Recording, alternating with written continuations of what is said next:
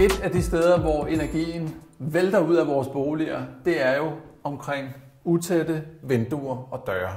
Det er næsten noget af det værste, der findes. Når man står med sådan et problem, så skynder man sig jo typisk ned i sit byggemarked og kigger på, hvad det er, der findes af tætningslister. Jeg har været nede i mit byggemarked, og der fandt jeg de her to typer. Det er sådan nogle gummibånd med selvklæbende bagside. Jeg synes ikke, det her det er det allerbedste, man kan gå ud og købe sig rent faktisk.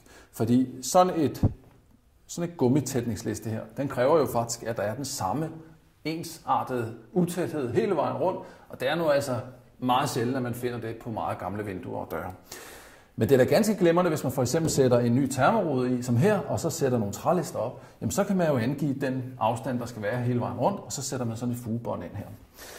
Det, som jeg vil anbefale, i hvert fald i forhold til de gamle vinduer, som jeg har her, det er jo sådan en træliste som denne her, hvor der sidder et gummibånd på den ene side. Den lægger man jo simpelthen på sin vindueskarm, når den nu er klippet og skåret til, så den har kontakt med vinduet, og så giver man den nogle dyksøm derudad.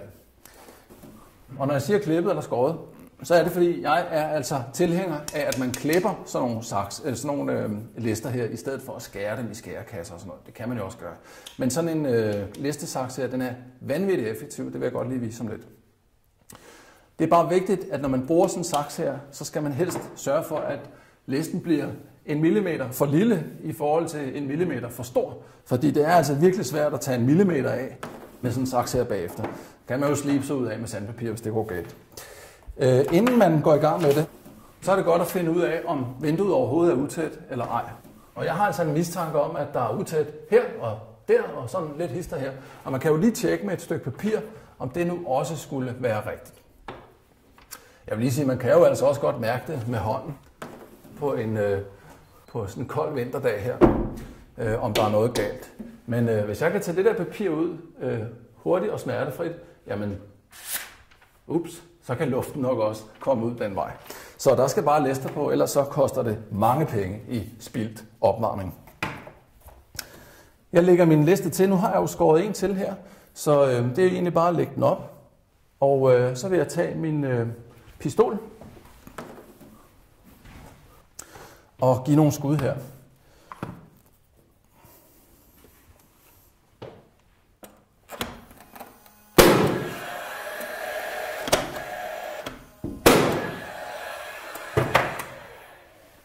Nu er det jo så smart igen med sådan en pistol der, men en ganske almindelig hammer og et par dyksøm, de kan også gøre det. Så går der bare en lille smule længere tid.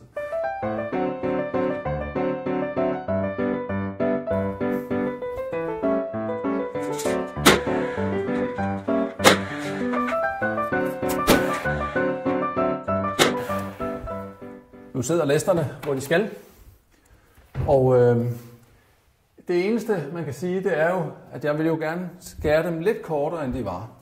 Og det betyder altså, at ligesom man kan se oppe i hjørnet der mangler lige 1,5 mm, der går man lige efter med en akrylfuge, og så er det fuldstændig tæt.